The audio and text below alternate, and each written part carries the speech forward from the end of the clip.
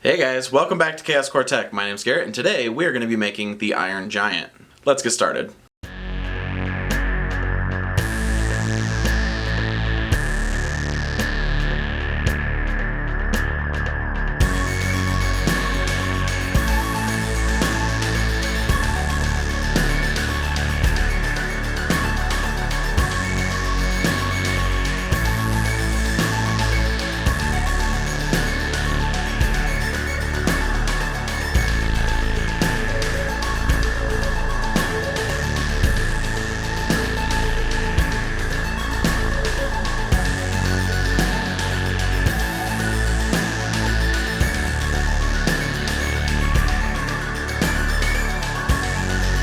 Okay, so I created this model using Fusion 360, and this is by far the most complicated model I've ever created in here. But luckily I was able to find some really good reference images. One image I found pretty much straight on, so that really helped me in determining proportions and just some of the outer body shape.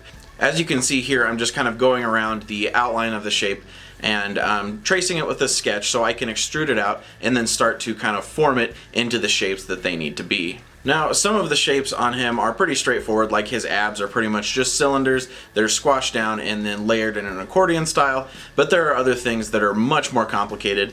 I think the most difficult thing I've ever created in Fusion 360 is the chest piece. But overall, the main modeling process for this took about 6 hours just to get the main geometry there. And then once I had all that there, you guys probably saw in the thumbnail, we're printing this thing very big. So the process of splitting it up to be able to print on all of our printers took even longer than the modeling itself. Overall, I've probably spent another 15 hours in there splitting this thing up, trying different things, and just trying to get the pieces to print somewhat easily without relying on too many supports and without having a crazy amount of seams that would make the finished project look a little bit choppy and thrown together. And at the size we created him, I definitely think that was achievable. It actually worked out pretty good. We were able to fit most of the pieces on our printers, which are pretty average size for printers. We didn't even have to resort to the CR10 to print the bigger pieces, so that was really good. And since we are printing him so big, we had to work in some sort of internal support structure because the weight itself wouldn't be able to hold by just using PLA. And that's mostly due to his pelvis area. Iron Giant's very top heavy and the pelvis is very, very small and just supported by a couple of hip bones. So that means that there's a ton of weight on a very, very small section and that just doesn't work out very well. But I will talk more about how we structured him in just a little bit.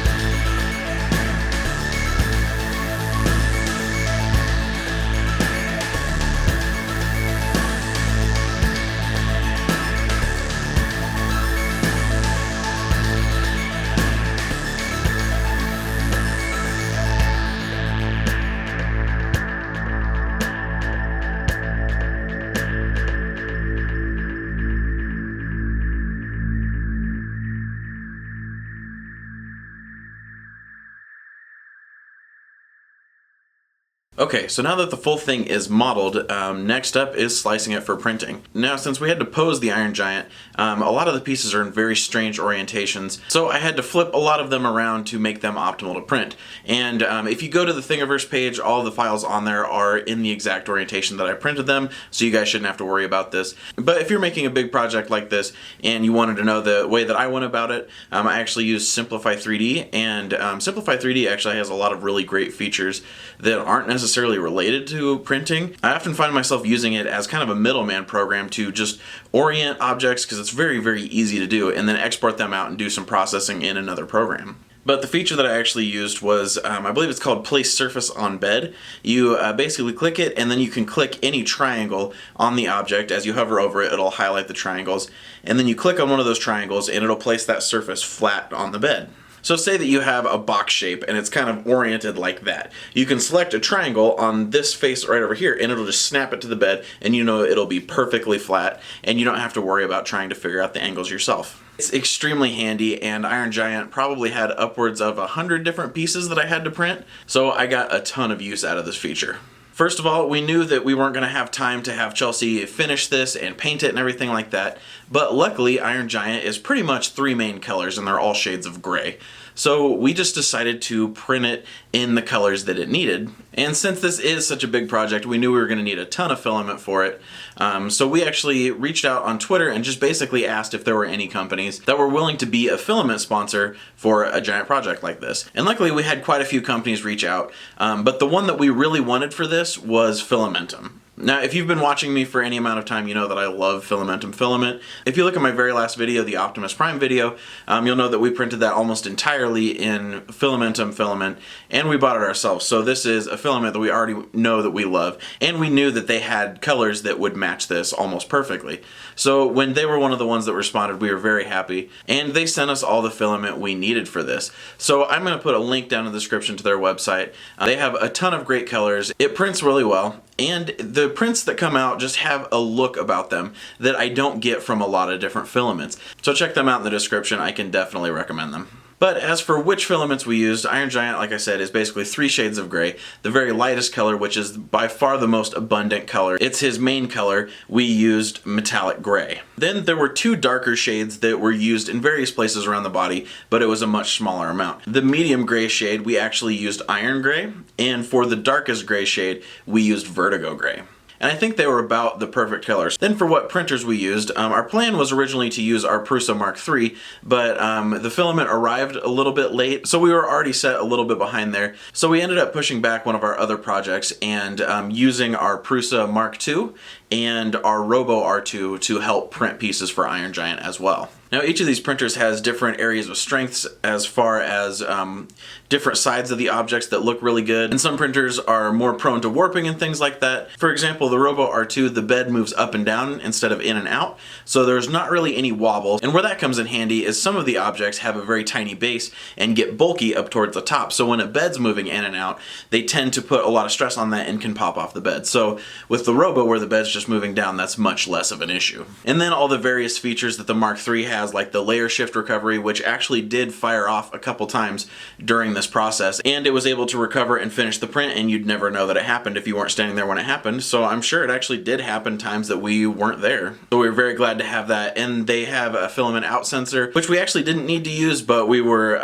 very happy that it was there just in case we got busy and forgot to go back and swap out the filament when it was getting low. So as I mentioned, we were running pretty low on time. So towards the end of the process, 1, I didn't get as much footage as I wanted to, but 2, I wasn't able to fully record how many hours were printed. But I did keep track of, I would say about 90% of what we actually printed, and I can confidently say it took over 400 hours of printing time altogether. That's well over 2 full weeks of printing.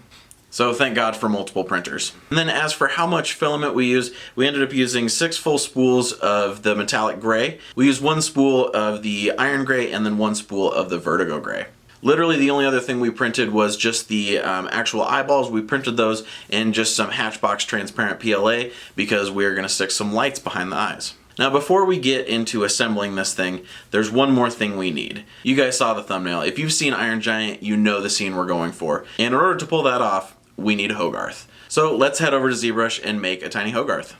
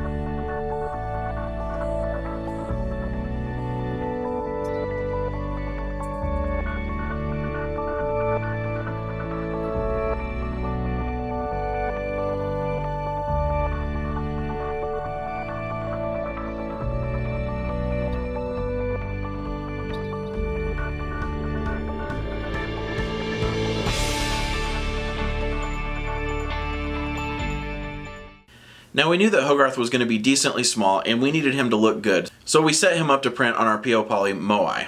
That is our SLA printer and it is perfect for prints like this. And I think I'm actually starting to get better at adding supports to these things, because this one I was able to use a lot less supports and I hollowed him out completely and he actually printed pretty well.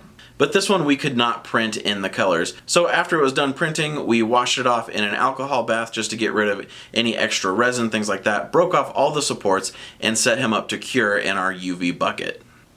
After that, Chelsey sprayed it with some filler primer and then went to work painting it with just normal acrylic paints that you get at your hobby store and paintbrushes.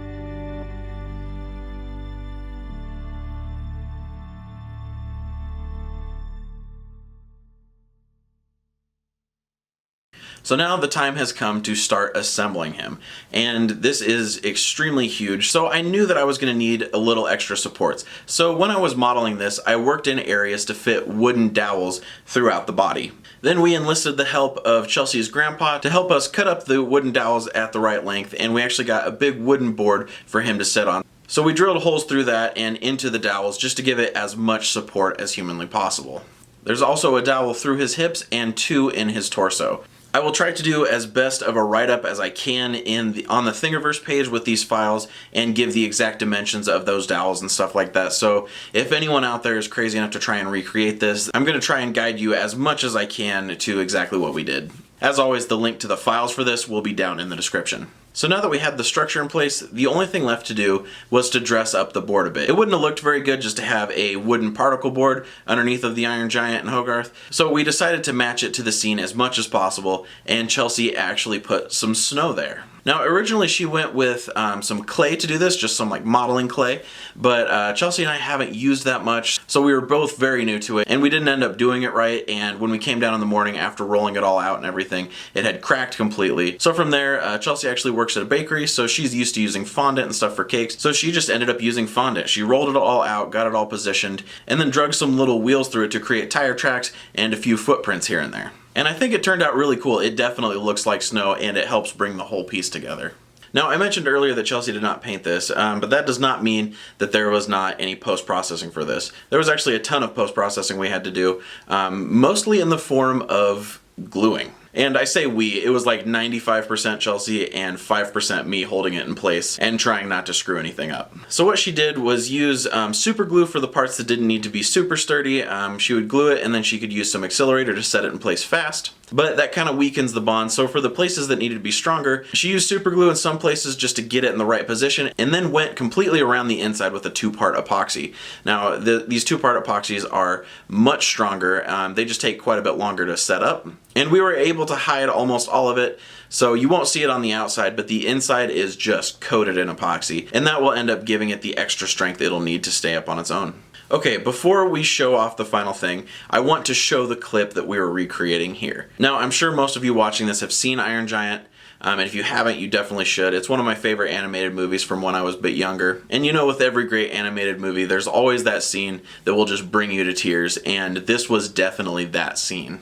Now, if you haven't seen the movie, this scene won't completely spoil what happens, but spoilers just in case. You've been warned. Oh no.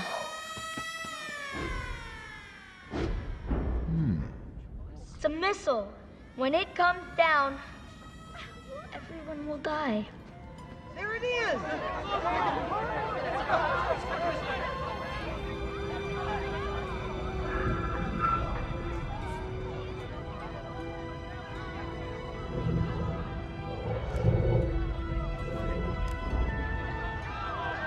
Shouldn't we get to a shelter? It wouldn't matter. Fix.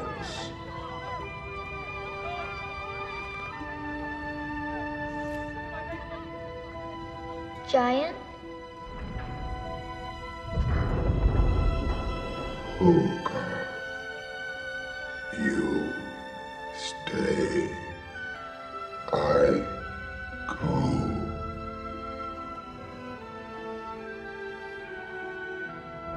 No following.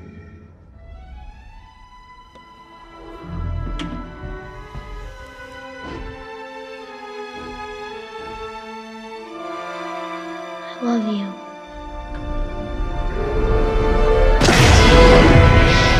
I'm not crying. You're crying.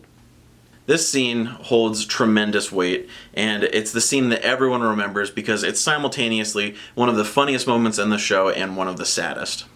So I knew this is the one we had to try and recreate, and I truly hope that we were able to do this one justice.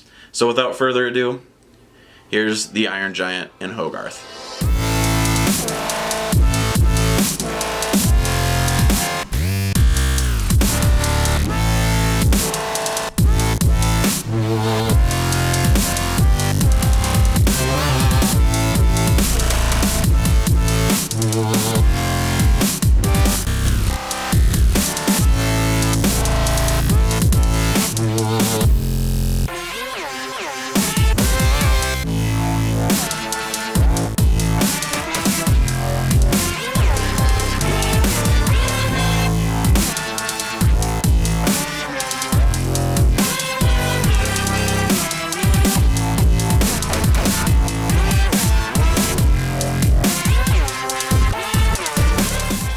Whew, this project has been crazy. I really didn't even think we were going to get it done. We are actually leaving for Murph tomorrow morning. Actually, we'll be leaving in about 4 or 5 hours, and I still need to sleep, so that's not fun.